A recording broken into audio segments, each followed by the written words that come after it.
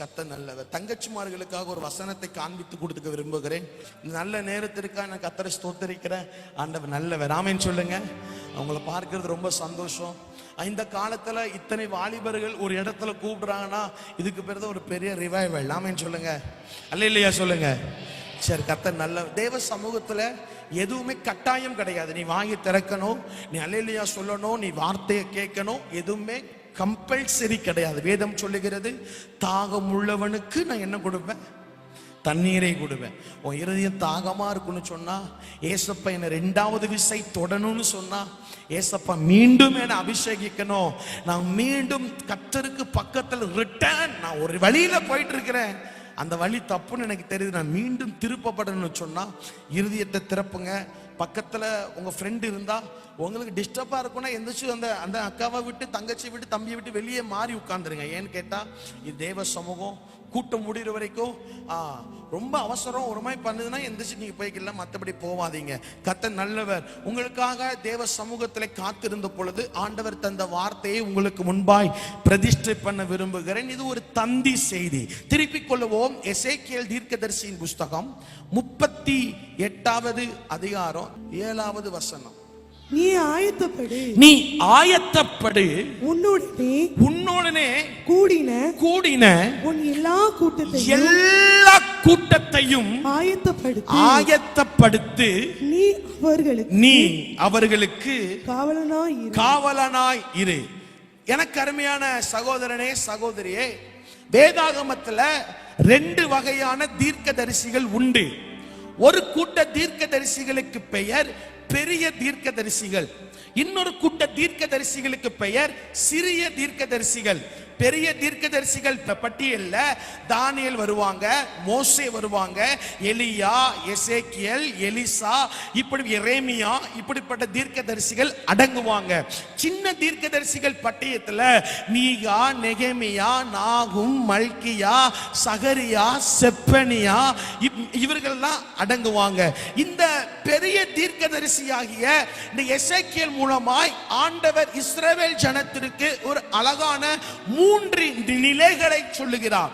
ஆவிக்குரிய 3 நிலைகள்.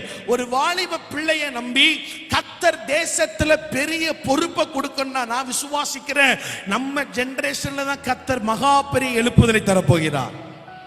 உங்க விசுவாசத்துல வெடிகுண்டு தூக்கி போட்டு இந்த பக்கம் நீங்களாவது காப்பாத்துங்க, பாமேன்னு சொல்லுங்க. அல்லேலூயா. நம்மளுடைய ஜெனரேஷன் எனக்கு ரொம்ப ஆணித்தரமா சொல்லுவேன். அப்போ இந்த இடத்துல ஆண்டவர் 3 படிநிலைகளை நமக்கு காண்பித்து கொடுக்கிறார். ஒன்று ஆயத்தப்படு, 2வது ஆயத்தப்படுத்து, 3வது காவலனாய் இரு. ஆயத்தப்படு அப்படின்னா கடமை.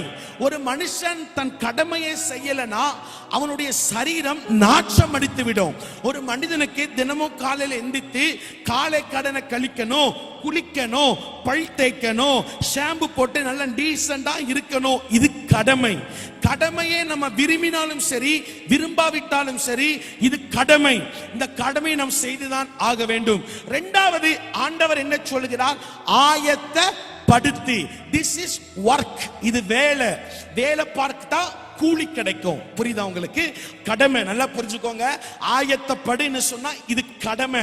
நான் விரும்பினாலும் சரி, விரும்பாவிட்டாலும் சரி, எனக்கு போர் அடிச்சாலும் சரி, எனக்கு போர் அடிக்கலாலும் சரி, என் சரீரத்தை ஆயத்தப்படுத்துகிற கடமை என் மேல இருக்கிறது.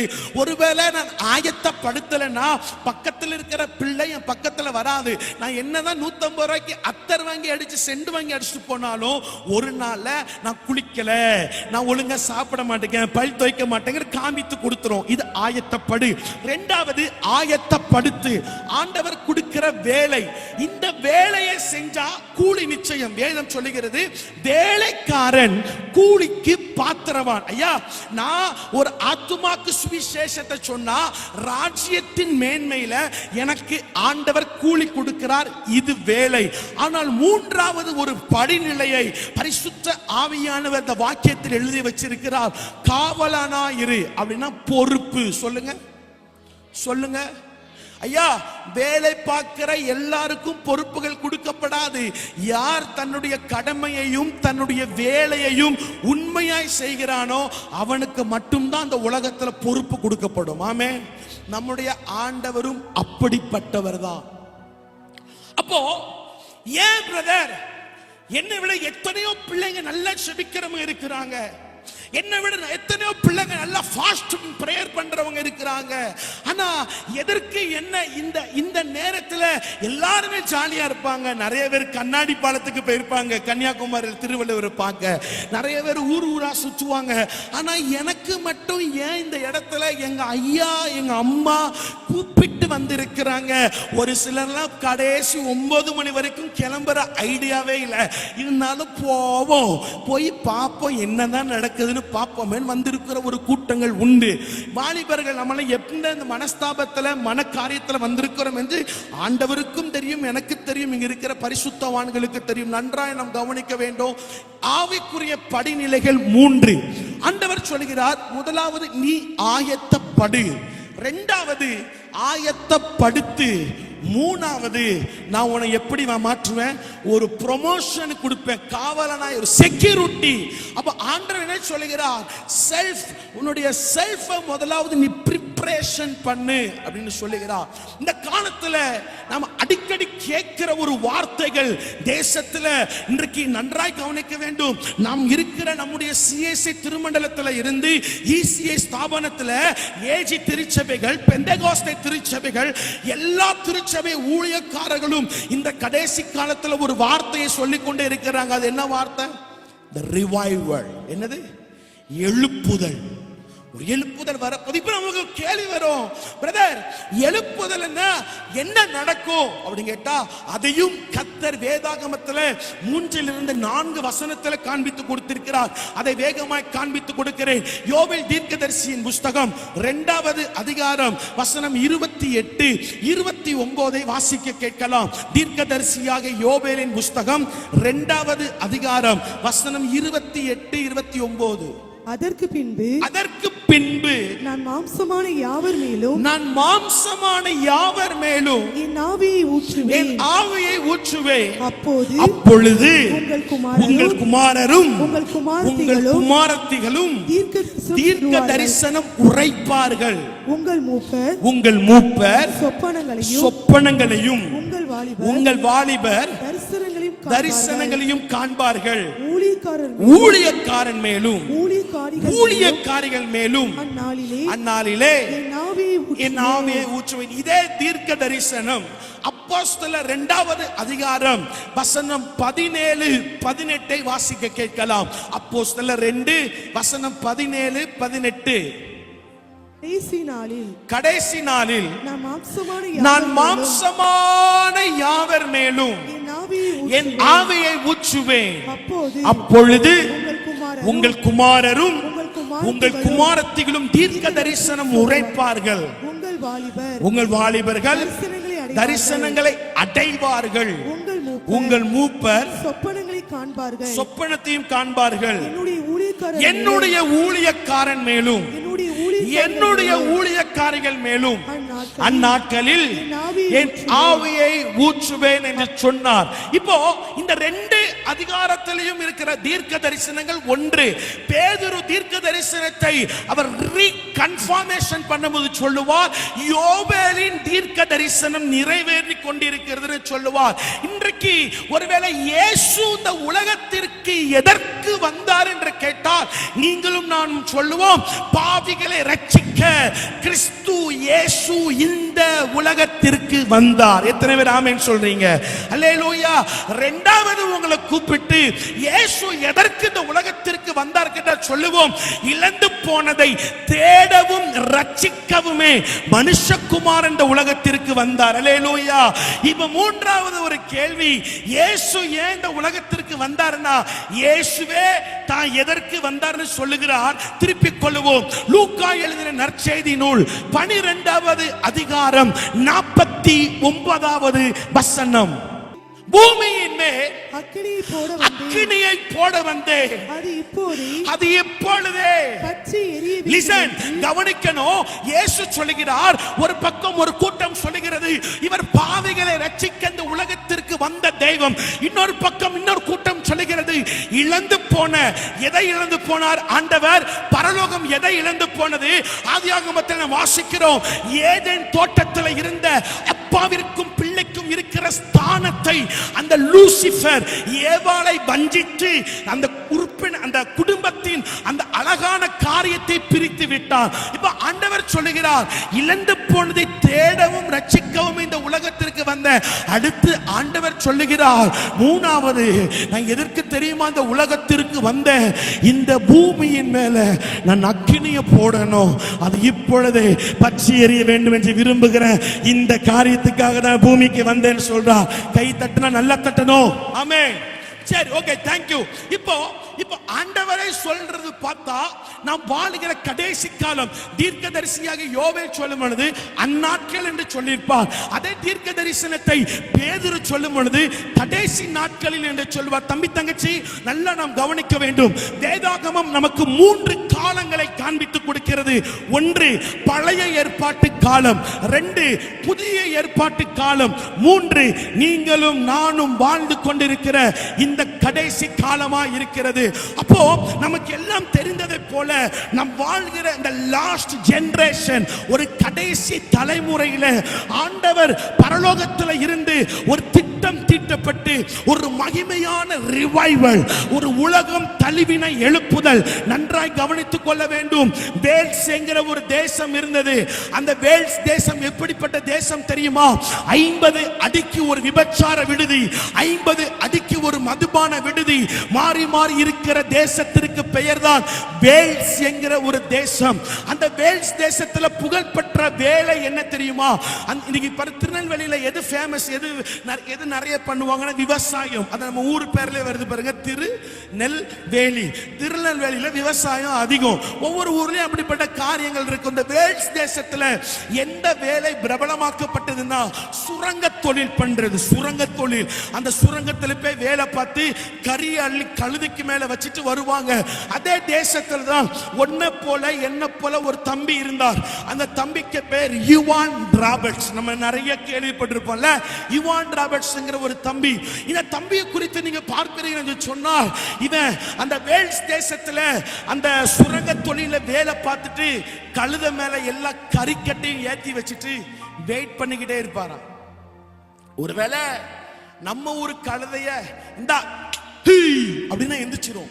ஆனா வேல்ஸ் தேச கழுதைய நான் கெட்ட வார்த்தை நாக்கு புடுங்கிறமே கெட்டதை எந்திக்குமா? அப்போ அந்த தேசம் எப்படிப்பட்ட தேசம்னு நம்ம பார்க்கணும். 4 கெட்ட வார்த்தை அவங்க மொழியில் திட்டி தட்டினாதான் அந்த கழுதை எந்திக்குமா? இந்த யுவான் ராபர்ட்ஸ் ரட்சிக்கப்பட்ட பையன் பார்த்தீங்களா? அவன் அந்த கழுதையில் எல்லாத்தையும் வச்சுட்டு வெயிட் பண்ணிட்டே இருப்பான். பக்கத்து கழுதைக்காரன் வந்து 4 கெட்ட வார்த்தை பேசும்போது இவன் அந்த கழுதையை தட்டி விட்டு எந்தி அப்படின்னு விரட்டி விட்டா கழுதை எந்திரிச்சிருவான். வேக வேகமா வருவானா, முகத்தை எல்லாம் கழுவிட்டு அந்த வேல்ஸ் தேசம் மேப்புக்கு மேல முழங்கால் போட்டு ஜெபம் பண்ணுவாரா. ஆண்டவரே, இந்த வேல்ஸ் தேசத்துல 50 அடிக்கு ஒரு விபச்சார விடுதி இருக்குது, அடுத்து 50 அடிக்கு ஒரு மதுபான விடுதி இருக்குது. எப்படியாவது ஒரு மாற்றத்தை நீங்க தரணுமே.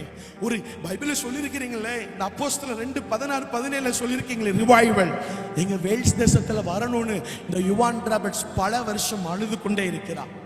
ஒருவேளை காலையில 2 மணிலிருந்து 3 மணி நேரத்துல அவன் பூட்டியிருந்த அறைக்குள்ள, அவன் ஜெபித்துக் கொண்டிருந்த அறைக்குள்ள அவன் பார்க்க கூடாத ஒரு தேவத்துடைய வல்லமை இறங்கி வந்து ஒரு நபர் அந்த இடத்துல நின்று கொண்டிருந்தாராம். இவன் முகம் குப்புற விழுந்து கிடக்கும் பொழுது ஆண்டவர் சொன்னாராம், Evan Roberts, stop your prayer, உன் ஜெபத்தை நிறுத்து அப்படின்ட்டு ஆண்டவர் மறைஞ்சிட்டாராம். யுவான் ராபர்ட்ஸ் அழுகிறான், ஏன் ஜெபத்தை நிறுத்த சொன்னீங்க? இந்த வேல்ஸ் தேசத்தை கைவிட்டுருவீங்களா? எங்க தேசத்துல எழுப்புதல் வராதா?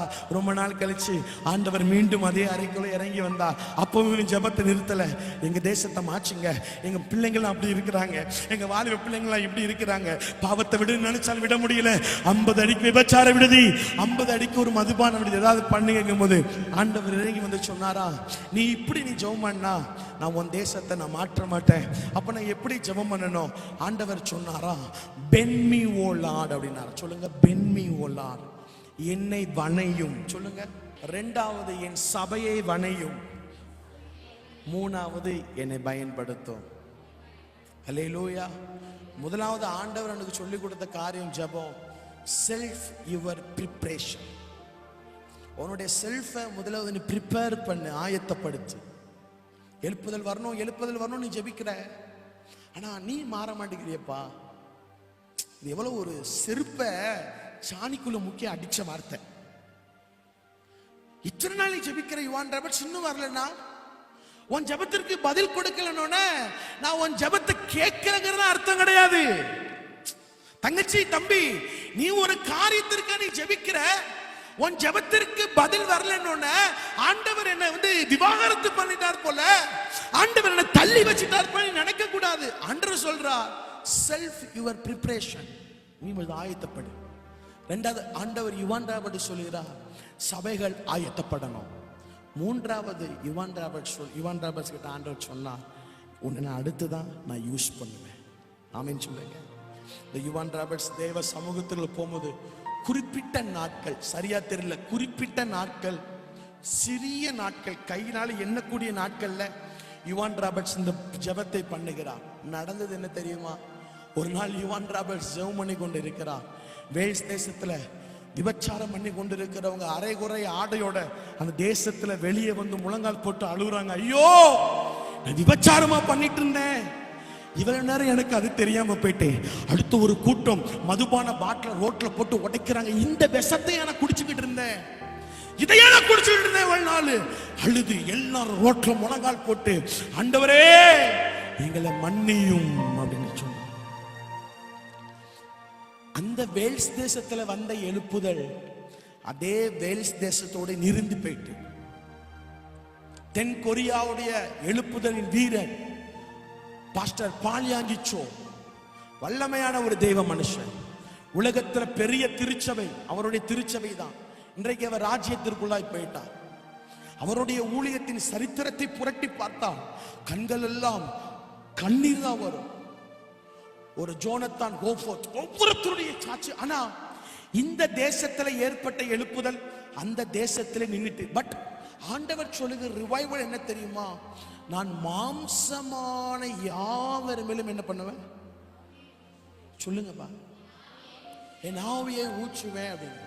அப்ப இந்த ரிவைவல் எப்ப வரும் அப்படின்னு ஒரு நாள் அமெரிக்கா தேசத்துல தீர்க்கதரிசிகள் எல்லாரும் ஒன்று கூடுனாங்க. தீர்க்கதரிசிகள் எல்லாம் ஒன்று கூடுறாங்க. இதுமே ஒரு கூட்டம் இருக்கணும் வைக்கல.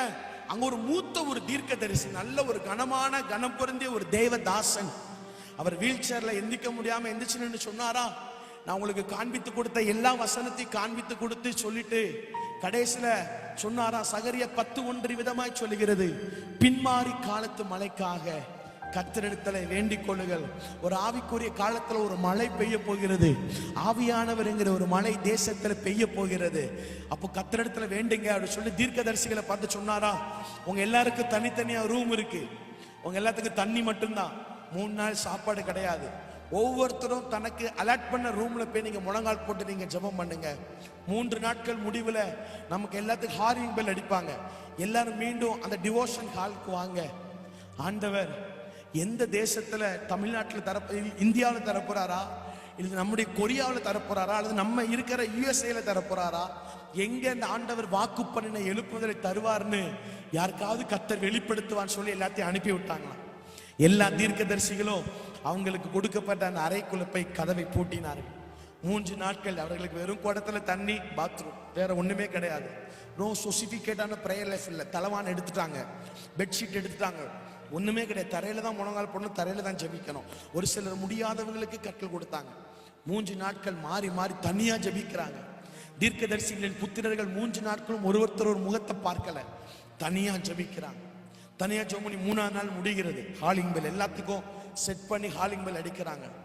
தீர்க்கதரிசிகள் எல்லாரும் பதட்டத்துல முகங்கள்ல தொங்க போட்டு வெளியே வந்து உட்கார்ந்து இருக்கிறாங்க டிவோஷன் ஹால். அந்த மூத்த ஊழியர் வந்து பிரைஸ் தி லார்ட், எல்லாரும் எப்படி இருக்கிறீங்க? ஆண்டவர் யாருக்காவது இந்த கடைசி கால எழுப்புதல, அந்த லாஸ்ட் ஜெனரேஷன் ரிவைவலை கர்த்தர் எங்க அனுப்ப போறாரு காண்பித்தாரா அப்படிங்கும் போது எல்லா தீர்க்கதரிசிகளும் முகமும் தொங்கி போனது.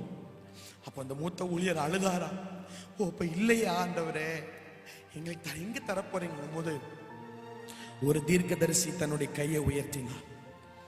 எல்லாருக்கும் அவ்வளவு சந்தோஷம். வேகமா திரும்பி ஒரு முகத்தை பார்க்கும் போது, ப்ளீஸ் கம் ஃப்ரெண்ட், முன்னாடி வாங்க. அவர் ஒரு பைபிள்ல ஒரு டைரி வச்சுட்டு முன்னாடி வந்தாராம். ஆண்டவர் உங்ககிட்ட பேசினாரா?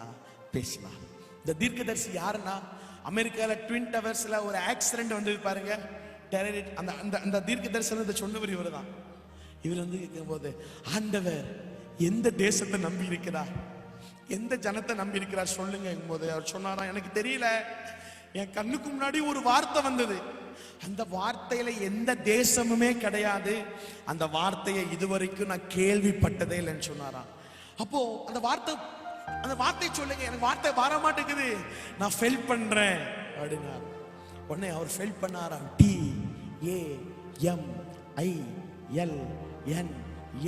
TAMILNADU, தமிழ்நாடுன்னு சொன்னாராம். அப்போ வேகமா இவங்க எல்லாரும் சொல்றாங்க, தமிழ்நாடுன்னு ஒரு தேசமே கிடையாது மேப்ல. அவனே கூகுள்ல சர்ச் பண்றாங்க, தமிழ்நாடு பார்த்தா இந்திய தேசத்துல ஒரு மாநிலத்துக்கு பேர் தான் தமிழ்நாடு. உடனே இந்தியாவில் இருக்கிற ஊழியக்காரங்களாம் கூப்பிட்டு சொல்றாங்க, இந்த கனமான எழுப்புதலின் வேலையை உங்க கையில நாங்க தாரோம், நீங்க தான் அதுக்கு பொறுப்பு, நீங்க தான் தேசத்துல எழுப்புதலை கொண்டு வருகிற வேலை உங்க கையில தான் இருக்கு. இப்ப தமிழ்நாட்டில் இருக்கிற எல்லா ஊழியக்காரங்களையும் கூப்பிட்டு ஆங்காங்கே பாஸ்டர்ஸ் ஃபெலோஷிப், ஆங்காங்கே மீட்டிங்ல சொல்லப்படுகிற தீர்க்க தரிசனங்கள், இங்க அமெரிக்காவில் நடந்த சம்பவங்கள் எல்லாமே அவர்களுக்கு முன்பாய் தரிசனமாய் கொடுக்கப்படுகிறது. இது நடந்திருக்குது. கர்த்தர் தமிழ்நாட்டில் தான் எழுப்புதலை தரப்போகிறார். இப்போ தமிழ்நாட்டில் எழுப்புதலை தரப்போறாருன்னு, தமிழ்நாட்டில் இத்தனை மாவட்டம் இருக்குது, எந்த மாவட்டத்தில் ஆண்டவர் எழுப்புதல் தரப்போறாரு ஒரு கூட்ட ஊழியர்கள் ஜெபிக்க ஆரம்பிக்கிறாங்க. ஒரு கூட்ட ஊழியக்காரங்க ஜெபிக்க ஆரம்பிக்கும் போது ஆண்டவர் பேசுகிறார். திருநெல்வேலி அப்போ வந்து தென்காசி சேரல, அப்ப ஆண்டவர் பேசின காரியம், திருநெல்வேலி, தூத்துக்குடி, கன்னியாகுமரியில தான் என்னுடைய அக்கினியை போடுவேன்னு சொன்னார். இப்போ இந்த செய்தி எனக்கு கேள்விப்பட்டோன்னே நான் கொஞ்சம் முனங்கால் போட்டேன். ஏன் ஏசப்பா, இருக்கிறதுலே மோசமான பயலுக எங்க ஊர்ல தான் இருக்கிறாங்க. கரெக்ட்? ஓ நீங்களும் ரொம்ப நல்ல பிள்ளைகளோ, சாரி தப்பா வந்துட்டேன். கரெக்டா ஐயா? இது கேடுகட்ட பயலுகள் எல்லாமே இங்கதான் இருக்கிறாங்க. ஆமென் சொல்லுங்க. ஆமா, கிறிஸ்தவனை போல இந்த பக்கத்தில் இருக்கிற கிறிஸ்தவர்களை போல முரட்டாட்ட உள்ள ஜனம் எதுவுமே கிடையாது ஆண்டவரே. எதுக்கு எங்களை தெரிஞ்செடுத்தீங்க ஆண்டவரே, எதுக்கு தமிழ்நாட்டை தெரிஞ்செடுத்தீங்க ஆண்டவரே? அப்ப ஆண்டவர் கேட்கிறார், உன்னுடைய தேசத்துக்கு நான் யாரை அனுப்புனேன் அப்படின்னு கேட்கிறேன். ஏசப்பா யாரை அனுப்புனா? தோமா. கரெக்ட்? தோமா தெரியுமா? தெரிஞ்சவங்க கை தூக்குங்க. கூட படிக்கிற பாத்திமா கிடையாது, தோமா. கைதுக்கும் ரொம்ப கஷ்டப்படுது, ரொம்ப கஷ்டம்தான். உங்களுக்கு நல்ல மாமியார் வேற நான் ஜோமிட்டு போறேன். எங்க பார்த்தாலும் மண்டைகளோட கொண்டைகள் தானே அதிகமா இருக்கு. அதனால நீங்க எப்போதுமே ஆசீர்வதிக்கப்பட்டவர்கள். வந்ததே பெருசு, ரொம்ப ஸ்தோத்திரம். சரி அக்கா மாதிரி கவனிங்க. இப்ப எனக்கு அண்டர் என்கிட்ட பேசுறா, உன் தேசத்துக்கு நான் யார அனுப்புனேன்? தோமா. அதனாலதான் உன் தேசத்தை நம்பிட்டேன் அப்படிங்கிறார். இப்ப நான் கேட்கிறேன், ஆண்டவரே தோமா ஒரு சந்தேக பேர்வழி, தோமா ஒரு இவன் நம்பவே இல்லையா முறை. ஆனா பேதுரு போன இடத்த ஆண்டவர் நம்பல, அவங்க போன. ஏன் ஏன் தோமாவை ஆண்டவர் நம்புறார்? ஏன் தோமாவை ஒரு ஸ்பெஷலா சொல்றான்னு கேட்டா, ஆண்டவர் அடுத்து என்கிட்ட கேள்வி கேட்கிறார். நான் உயிரோடு நான் இருக்கும் பொழுது எல்லா சிஷ்யரும் என்னை தொட்டு பார்த்தாங்க, எல்லா சிஷ்யரும் முத்தம் கொடுத்தாங்க, என் மார்பல சாஞ்சாங்க. ஆனா நான் மரித்து மகிமையின் சரீரமா உயிரோடு எழும்பும் போது என்னை தொட்ட முதல் ஆளும் தோமாதான், என்னை தொட்ட கடைசி ஆளும் தோமாதான். மெதுவா கை தட்டுங்க, ஏசப்பா சந்தோஷப்பட்டுருவார். ஹல்லேலூயா. மகிமையின் சரீரத்துல இயேசுவை தொட்ட முதல் ஆளும் ஏசப்பாவை தொட்ட கடைசி ஆளும் தோமா மட்டும்தான். அதுக்கடுத்து ஆண்டவர் வந்து தம்முடைய சீசர்கிட்ட சொல்லிட்டு மறைஞ்சு போயிட்டார். அப்போ நீயும் நானும் சும்மா ஏதோ நான் காலேஜ் படிக்கிறோம், நாங்க ஏதோ பண்றீங்களா, உன்னை நம்பி என்ன நம்பி பெரிய பொறுப்பை கத்த கையில தந்திருக்கிறான். உங்களுக்கு தெரியுமா, நைட்டு படுத்தா நிம்மதியா தூங்கவே முடியல, தூங்க முடியல. அதை நம்பி சொல்றான், கொஞ்சமாவது நைட்டு தூங்குங்கன்னு, உடம்பு பிரச்சனை ஆயிரும், கொஞ்சமாவது தூங்குங்க. வரமாட்டேங்க. ஏன்னா எனக்குள்ள ஒரு பெரிய பாரம், நான் எதையோ செஞ்சு முடிக்கணும். 25 வயசு ஆயிட்டு, இன்னும் நான் எதையோ செஞ்சு முடிக்கல. எதையோ ஒண்ணு கத்தர் பக்கத்துல, கத்தர் சார்பா நின்னு கத்தருக்காக இந்த பட்டணத்துல ஏதோ ஒரு காரியத்தை செய்யணும், ஏதோ ஒரு காரியத்திற்கு இன்னும் கத்தர் என்ன நம்புகிறார், ஏதோ ஒரு காரியத்திற்கு இன்னும் கத்தர் என் மேல ஏக்கமா இருக்கிறார், ஏதோ ஒரு காரியத்தை எனக்குள்ள போட்டுக்கிட்டே இருக்கிறார். என்னால ஜெபிக்காம இருக்க முடியல, அழ தோணுது, புலம்ப தோணுது. ஊழியக்காரங்களை பார்க்கும்போது ஒரு பக்கம் கண்ணீர் வருகிறது, ஒரு பக்கம் சத்தியத்தை திருப்பி பேசும்போது வெட்டருவாளை எடுத்து வெட்டிரலான்னு தோணுது. சத்தியத்தை பேசி மாற்றி பேசுகிற ஒரு கூட்டம் திருச்சபைக்குள்ள, ஓநாய் கூட்டம். திருச்சபையில போன டான்ஸ் ஆடணும், விசில் அடிக்கணும், பாட்டு பாடணும், இப்படி ஒரு கூட்டம். இந்த கூட்டத்தெல்லாம் பார்க்கும்போது நான் ஆண்டவர்கிட்ட சொல்றேன், என் மேல இருக்கிற ஏதோ ஒரு கடமை என்ன நெருக்குது, என் மேல ஏதோ ஒரு திட்டத்தை வச்சிருக்கிறேன், ஏதோ ஒரு காரியத்தை நான் செஞ்சு முடிக்கணும். உனக்கு ஒண்ணு தெரியுமா தம்பி, உனக்கு ஒண்ணு தெரியுமா தங்கச்சி, இத்தனை முறை பாவம் செஞ்சோம், உன் முகத்திரைய ஆண்டவர் இன்னும் கிழிச்சு காமிக்கல. ஒருவேளை நீயும் நானும் அந்தரங்கத்துல செஞ்ச பாவத்தை ஒருவேளை கத்தர் முகத்திரை கிழிச்சு காமிச்சிருந்தார்னா, நம்ம அம்மா அப்பாவே நம்மள போக்சோ சட்டத்துக்குள்ள போட்டு இவன் என் பிள்ளையே இல்லைன்னு சொல்லியிருப்பாங்க. ஆனா நல்லா கவனிக்கணும், நல்லா கவனிக்கணும். இத்தனை தப்பு செஞ்சு நான் தப்பிக்கிறேன்னு சொன்னா, இத்தனை ஆக்சிடென்ட் ஆகி நான் தப்பிக்கிறேன்னு சொன்னா, இத்தனை முறை நான் பாவத்துக்குள்ள விழுந்தும் தப்பிக்கிறேன்னு சொன்னா, இத்தனை முறை தற்கொலையிலே நான் தற்கொலை பண்ண போய் தப்பிக்கிறேன்னு சொன்னா, ஒன்றை மாத்திரம் புரிந்து கொள்ள வேண்டும். நீ கர்த்தரை நம்புகிறாயோ நம்பலையோ அது எனக்கு தெரியல, உன்னை இந்த சூழ்நிலை வரைக்கும் கர்த்தர் நம்பிக்கொண்டே இருக்கிறார். இது மட்டும் சத்தியம். இது எல்லாருக்கும் புரியாது, புரிஞ்சவங்களால கை தட்டாம இருக்க முடியாது. எங்க அம்மா என்ன நம்பல, எங்க அப்பா என்ன நம்பல, எங்க அக்கா என்ன நம்பல, என் குடும்பம் என்ன நம்பல, எங்க பழையப்பேட்டை என்ன நம்பல, என் சர்ச் என்ன நம்பல. ஆனா என்ன ஒருவர் நம்பினா, நம்பினவர் நம்பத்தக்கவராக இருந்து 7 வருஷம் முழிக்கத வைக்கிறார். நம்புறார். செஞ்ச பாவத்திற்கு அன்னைக்கு திருச்சபையில வந்து அனனியா சப்பிரா பொய் சொன்னாங்களா? வசனம் சொல்லுகிறது, அவங்க என்ன பண்ண போயிட்டாங்க, செத்து போயிட்டாங்க.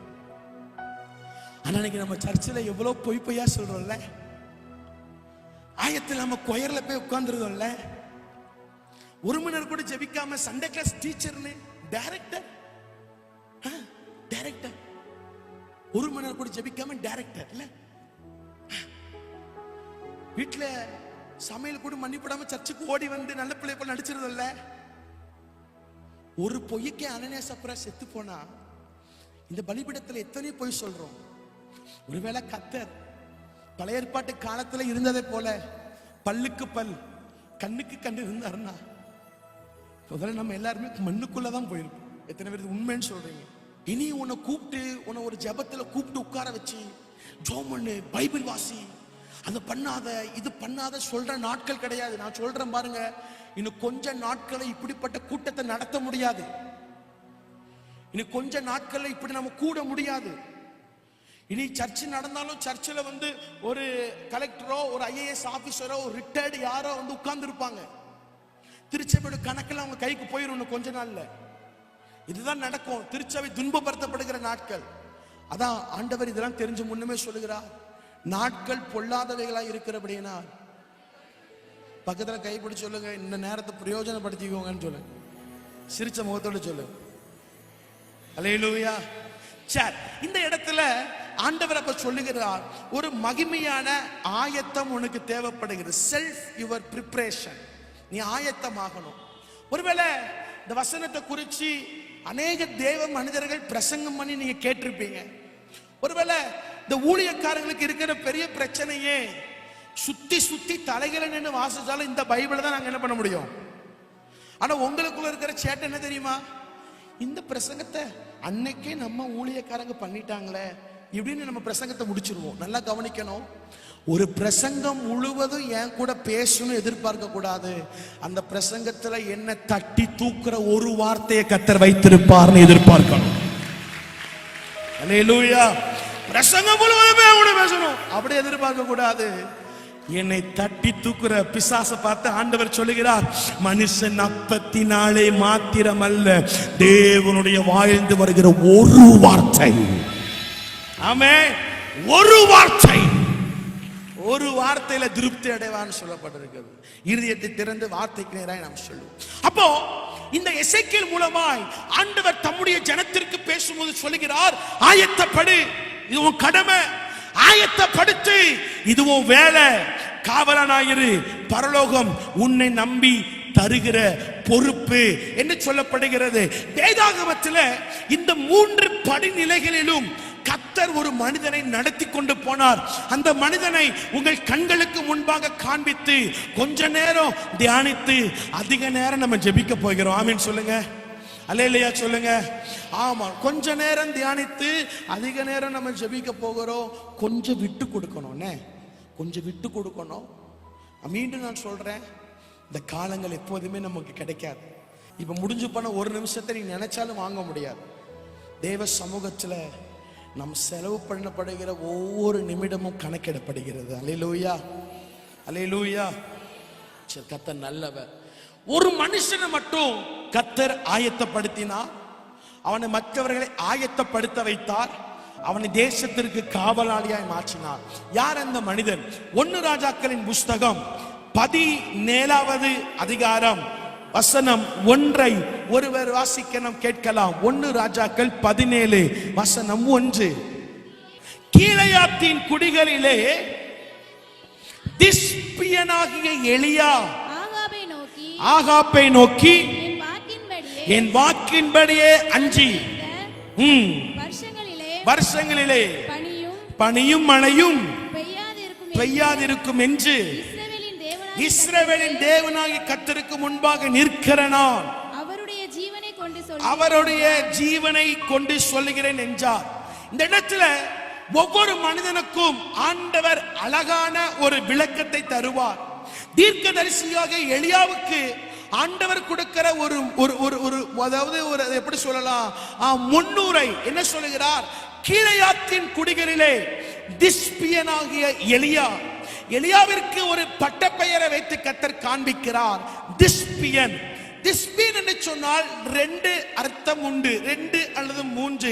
1 சிறைப்பிடிக்கப்பட்டவன், 2வது எல்லாவற்றையும் இழந்தவன், 3வது கடனாளி. சிறைப்பிடிக்கப்பட்டவன், எல்லாவற்றையும் இழந்தவன், கடனாளி.